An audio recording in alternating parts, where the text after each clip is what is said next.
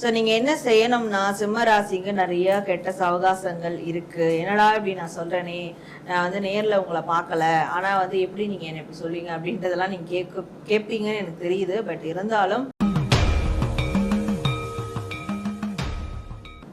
அளவுக்கு மீறினால் அமிர்தமும் நஞ்சு தானே. அப்போது நீங்கள் செய்யக்கூடிய நல்ல விஷயங்கள் கூட அது ஒரு கட்டத்துக்கு மேலே எக்ஸ்ட்ரீமாக லிமிட்டே இல்லாமல் நீங்கள் செய்கிறீங்கன்னா அது அடிக்ஷனில் போய் முடிஞ்சிடும், அது அடிக்ஷனில் சேரும்.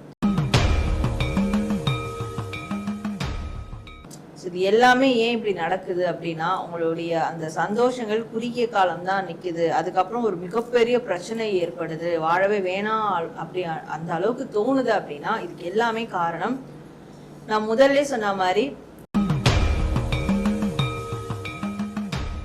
சிம்ம ராசி உங்களுக்கு எடுத்த கார்டு எல்லாமே ஒரு விதமான நெகட்டிவிட்டியை கொடுக்குற கார்டாக தான் இருக்குது. நான் முடிஞ்ச அளவுக்கு அதை ரொம்ப உங்களுக்கு நெகட்டிவாக சொல்லாமல் பாசிட்டிவாக சொல்லிட்டு இருக்கதா நான் நினைக்கிறேன். ஏன்னா இதெல்லாம் கிளியர் பண்ணுங்க அப்படின்னு தான் நான் சொல்கிறேன்.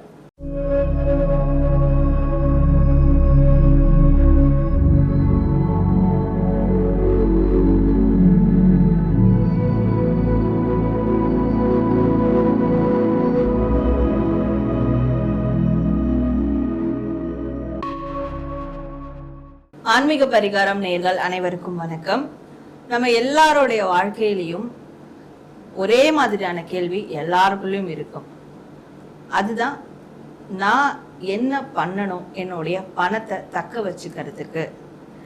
எனக்கு செல்வம் அதிகமாகணும், வருமானம் அதிகமாகணும், நான் ஒரு வளமான வாழ்க்கை வாழணும்னா அதுக்கு நான் என்னதான் பண்ணணும்? இல்லை அப்படி இருக்கக்கூடிய நல்ல விஷயங்களை நான் எப்படி தக்க வச்சுக்கணும், இதுக்கு நான் என்ன செய்யணும் அப்படின்ற கேள்வி எல்லாருக்குமே இருக்கும். அந்த கேள்வி இருக்கிறதால தான் நிறைய இன்னைக்கு இருக்கக்கூடிய காலத்தில் நிறைய சோஷியல் மீடியாவில் வரக்கூடிய ரெமடிஸை நம்ம ஃபாலோ பண்ணுறது, வேறு விதமான விஷயங்களை பண்ணுறது, இந்த செல்வத்தை அதிகரிக்கிறதுக்கான எல்லா விதமான பரிகாரங்களும் பண்ணி பார்க்குறது, இது எல்லாமே இருந்தாலும் இந்த ஒரு கேள்விக்கான விடை தெரியாமலேயே வந்து நிறைய பேருக்கு போயிட்டுருக்கும் இல்லையா? ஸோ அப்போ இதை தெரிஞ்சுக்கலாம் அப்படின்ற ஒரு ஆர்வம் இருக்கும். அது மாதிரி இது சரியா இதை நீங்கள் பண்ணீங்கன்னா இந்த வளமான விஷயங்கள் உங்களோட வாழ்க்கையில நிலையா நிற்கும் அப்படின்றது தான் நம்ம டாரோ ரீடிங் மூலமா ஒரு ராசிக்கும் வந்து பார்க்க போறோம். அப்போ உங்களுடைய ராசி என்னவோ அதற்கான வாழ்க்கைய வளமாக்கக்கூடிய உங்களுடைய செல்வம் பெருகிறதுக்கான விஷயங்கள் என்னெல்லாம் நீங்க செய்யணும் அப்படின்றத நம்ம பார்க்க போறோம். அதை தக்க வச்சுக்கிறதுக்கும் நீங்க என்ன செய்யலான்றதும் நம்ம பார்க்க போறோம்.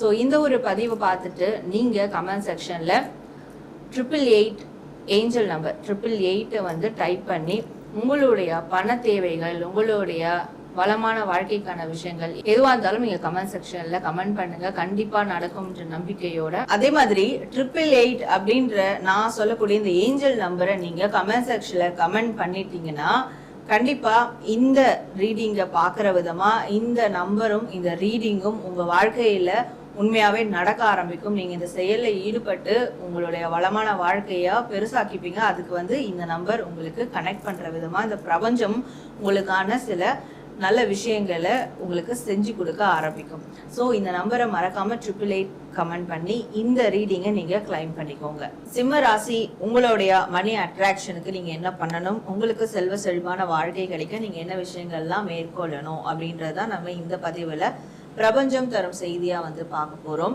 ஸோ அப்போ உங்களுக்கு முதல்ல என்னென்ன கார்ட்ஸ் வந்திருக்கு அப்படின்றத பார்க்கலாம். சிம்ம ராசி உங்களுக்கான கார்ட்ஸ்.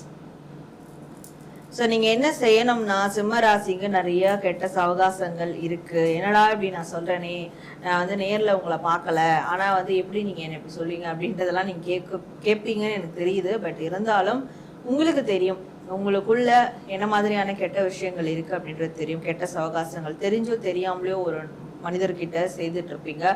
அவங்க கண்டிப்பா ஒரு கெட்ட நபரா 10 பேர்கிட்ட சேர்றீங்கன்னா ஒருத்தர் கெட்டவரா ரொம்ப ஹைலி நெகட்டிவ் எனர்ஜி உள்ள ஒரு பர்சனா இருப்பாங்க. ஸோ அந்த கெட்ட சவகாசங்கள், கெட்ட பழக்க வழக்கங்கள், இல்லை கைண்ட் ஆஃப் ஒரு விதமான அடிக்ஷன்ஸ், அளவுக்கு மீறினால் அமிர்தமும் நஞ்சு தானே. அப்போ நீங்க செய்யக்கூடிய நல்ல விஷயங்கள் கூட அது ஒரு கட்டத்துக்கு மேல எக்ஸ்ட்ரீமா லிமிட்டே இல்லாம நீங்க செய்றீங்கன்னா அது அடிக்ஷன்ல போய் முடிஞ்சிடும், அது அடிக்ஷன்ல சேரும். அப்படியான ஒரு அடிக்ஷன்ஸ்லாம் உங்களுக்கு வந்து இருக்கும். ஸோ ஏதோ ஒரு விதமான நெகட்டிவிட்டி உங்க சைட்ல இருக்கு, உங்களுடைய மனதிலையும் ஆன்மாவிலையும் இல்லை உடல்லையும் இல்லை உங்களுடைய சர்க்கிள்லையும். இந்த ஒரு நெகட்டிவிட்டி தான் உங்களை வந்து மணி அட்ராக்ஷனை டெவலப் பண்ண விடாமல் பிளாக் பண்ணுது. நீங்கள் செல்வ செழிப்பாக வாழாமல் பிளாக் பண்ணுது. ஏன்னா 9 நாள் நீங்கள் நல்லா இருந்தீங்கன்னா 10வது நாள் பயங்கரமாக அழுவீங்க, பயங்கரமாக கஷ்டப்படுவீங்க. இல்லை அதை தாண்டி போயிட்டேன் அப்படின்னா கூட 9 வாரம் தான் அது தாக்கு பிடிக்கும். 9 வாரம் சந்தோஷமாக இருந்தீங்கன்னா நல்லா நோட்டீஸ் பண்ணி பாருங்க. 9 வாரம் ஒரு 2 மாதம் சந்தோஷமாக இருந்துட்டீங்கன்னா 3வது மாதம் பயங்கரமாக உங்களுக்கு பிரச்சனை நடக்கும், பயங்கரமாக அழுவீங்க. போதும்ன்ற அந்த வாழ்க்கை முடிச்சுக்கலாம் அப்படின்ற அளவுக்கு போவீங்க. ஸோ இது எல்லாமே ஏன் இப்படி நடக்குது அப்படின்னா உங்களுடைய அந்த சந்தோஷங்கள் குறுகிய காலம் தான் நிற்குது. அதுக்கப்புறம் ஒரு மிகப்பெரிய பிரச்சனை ஏற்படுது, வாழவே வேணாம் அப்படி அந்த அளவுக்கு தோணுது அப்படின்னா இதுக்கு எல்லாமே காரணம் நான் முதல்ல சொன்ன மாதிரி உங்களுக்கு உள்ளேயோ வெளியோ இருக்கக்கூடிய ஒரு மிகப்பெரிய நெகட்டிவிட்டி. அதான் காரணம். அப்போ இப்படி உங்க வாழ்க்கையை ரொட்டேஷன்ல ஆயிட்டு இருக்கும் போது, இந்த சர்க்கிள்லயே போயிட்டு இருக்கும் போது எப்படி உங்களுக்கு பணம் ரீதியா ஒரு டெவலப்மெண்ட் இருக்கும், ஃபினான்ஷியல் ரீதியா ஒரு மிகப்பெரிய பொசிஷன் அடைய முடியும், மணி அட்ராக்ஷன் ஏற்படும்? கண்டிப்பா ஏற்படாது. அது எல்லாமே தடைப்பட்டு தான் போயிட்டே இருக்கும். ஸோ அதே மாதிரி இன்னொன்று, நீங்களும் வந்து பழைய விஷயங்கள்லேருந்து வெளியேறணும்.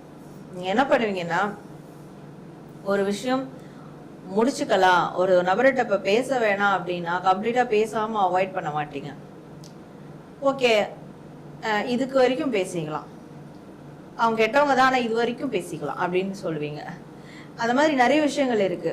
ஒரு மனிதர்கிட்ட பேசுறது மட்டும் இல்லை, நிறைய ஆக்டிவிட்டிஸும் அப்படி இருக்கு. கொஞ்சம் மட்டும் எடுத்துக்கிறேன், கொஞ்சம் மட்டும் பண்ணிக்கிறேன், இப்படியான ஒரு மனநிலை உங்களை அது கொஞ்சம்ன்றதை தாண்டி அது அதிகமாக உங்களை வந்து அதை பாதிப்புக்கு இழுத்துட்டு போயிடும். அப்போ ஒரு விஷயத்தை கட் பண்ண நினைச்சிங்கன்னா அது கட் பண்ணி முழுசா வெளியே வந்துடும், முழுசா ரெக்கவர் ஆயிடும். ஸோ விட்டது குறை தொட்ட குறை மாதிரி நீங்கள் கொஞ்சம் கொஞ்சம் பண்ணுறது தான் அது உங்களுக்கு பெரிய பாதிப்புகளை கொடுக்குது. ஸோ அதையும் நீங்கள் வந்து ஸ்டாப் பண்ணணும் அப்படின்னு இருக்கு. ஏன்னா சிம்ம ராசி உங்களுக்கு எடுத்த கார்டு எல்லாமே ஒரு விதமான நெகட்டிவிட்டியை கொடுக்குற கார்டாக தான் இருக்குது. நான் முடிஞ்ச அளவுக்கு அதை ரொம்ப உங்களுக்கு நெகட்டிவாக சொல்லாமல் பாசிட்டிவாக சொல்லிட்டு இருக்கதான் நான் நினைக்கிறேன். ஏன்னா இதெல்லாம் கிளியர் பண்ணுங்க அப்படின்னு தான் நான் சொல்கிறேன். ஸோ இதெல்லாம் நீங்கள் சரி பண்ணாலே உங்களோட மணி அட்ராக்ஷன் நல்லா டெவலப் ஆக ஆரம்பிக்கும். இதெல்லாம் பண்ணுறது ஆனால் கொஞ்சம் கஷ்டம்தான் உங்களை பொறுத்த வரைக்கும். ஆனால் நீங்கள் இதை என்னுடைய வாழ்க்கை நல்லா இருக்கணும், என்னுடைய பொருளாதாரம் மேம்படணும், பண ரீதியான விஷயங்கள் நான் சக்ஸஸ் பண்ணோன்னா நீங்கள் இதெல்லாம் வெளியே வந்து தான் ஆகணும். இதை நீங்கள் ஃபோக்கஸ் பண்ணி தான் ஆகணும். அப்படி பண்ணி வரும்போது கண்டிப்பாக உங்களுடைய மணி அட்ராக்ஷன் பெரிய அளவில் டெவலப் ஆகும்.